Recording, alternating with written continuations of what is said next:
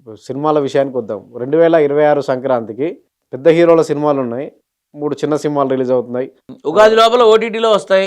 ఇప్పుడు 'రాజా సాబ్' జనవరి 9 మొదటిగా వస్తుంది 'రాజా సాబ్'. అది కొంచెం జనాలు మాట్లాడుకునే విధంగా ఉంటుంది. ఎందుకంటే అది మారుతికి సంబంధించిన సినిమా అది. మారుతికి సమయం చాలా బాగుంది.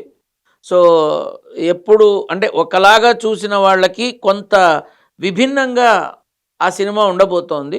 కాకపోతే ఏంటంటే జనానికి కొంత దాన్ని ఏమంటారు వినోదాన్ని ఇచ్చే అవకాశం ఉంది. 'ప్రభాస్' ఫ్యాన్స్‌కి ఎలా ఉండబోతుంది సినిమా? ఇక అంతే మామూలే. ఇక ప్రభాస్ ఫ్యాన్స్ సలార్ని కూడా సూపర్ హిట్ అంటారు, సావని కూడా సూపర్ హిట్ అంటారు. దీన్ని కూడా అంతే. కానీ మారుతి ఎమోషనల్ అయ్యాడు ప్రీ రిలీజ్ ఈవెంట్‌లో. నేను సినిమా కష్టపడి తీసాం 3 ఏళ్ళు అని 1½ ఇయర్ తర్వాత 'కల్కి' తర్వాత వస్తుంది కాబట్టి 'రాజా సాబ్' మీద భారీ హైప్స్ ఉన్నాయి. ఉండడంలో తప్పే ఉంది నాన్న. ఇప్పుడు నేను లాస్ట్ టైం చెప్పాను, నేను చాలా వరకు మన దాంట్లో కూడా చెప్పా. ఏ ఒక్క సినిమా రిపోర్ట్ అయినా తప్పైందా? ఏదైనా తప్పైందా? ఉందా? చెక్ చేసుకోండి కావాలంటే. ఇక్కడ ఏంటంటే ఈసారి కూడా సంక్రాంతిలో చిన్న సినిమాలు చాలా చక్కటి వినోదాన్ని ఇస్తాయి, చాలా చక్కటి వినోదాన్ని ఇస్తాయి, అందులో అనుమానం లేదు. అండ్ పెద్ద సినిమాలు మాత్రం ఒక 10 రోజులు, ఒక 2 వారాల పాటు, 2 వారాలు కూడా డౌటే, ఓ 10 రోజుల పాటు అందరినీ అలరిస్తాయి. పండగ సెలవుల దాకా మనశంకర వరప్రసాద్ ఉంది మెగాస్టార్ పండగ 10 రోజులు అలరిస్తాయి. పెద్ద సినిమాల కంటే చిన్న సినిమాలు ఎక్కువ. చిన్న సినిమాల వల్ల నటీనటులకి చాలా చక్కగా కలిసి వస్తుంది.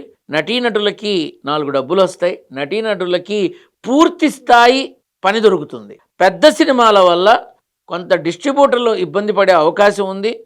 కొంత ఫ్యాన్స్ ఊహించుకున్న దానికి అంత రీచ్ అవ్వలేదు, కానీ but some it is good అనే విధంగా ఉంటుంది. సంక్రాంతి విన్నర్ చిన్న సినిమాలు అంటారు ఖచ్చితంగా, అందులో డౌటే ఉంది.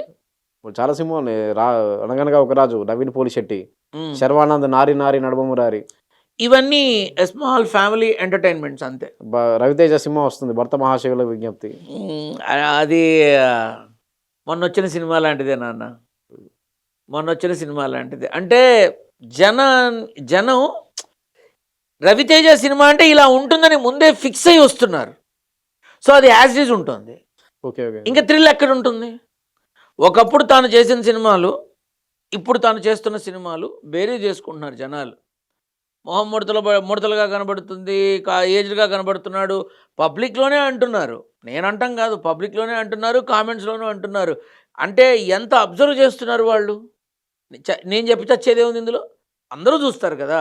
కాకపోతే మాస్ జాతర ఏ రకంగా ఉంటుందో ఈ ఇది కూడా ఇంచుమించుగా అంతే నాన్న. తమిళ డబ్బింగ్ సినిమా వస్తున్నాయి 2, పరాశక్తి, శివకార్తికేయన్. అంటే ఓటీటీలో వచ్చేస్తాయి.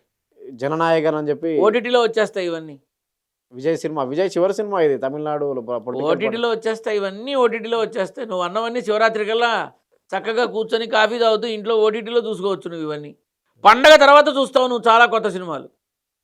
పండగ తర్వాతే బాగుంటుంది. పండగ జనవరి 20వ తారీఖు తర్వాత with in short span of 1 month నువ్వు చెప్పిన సినిమాలన్నీ చూస్తావు ఓటీటీలో.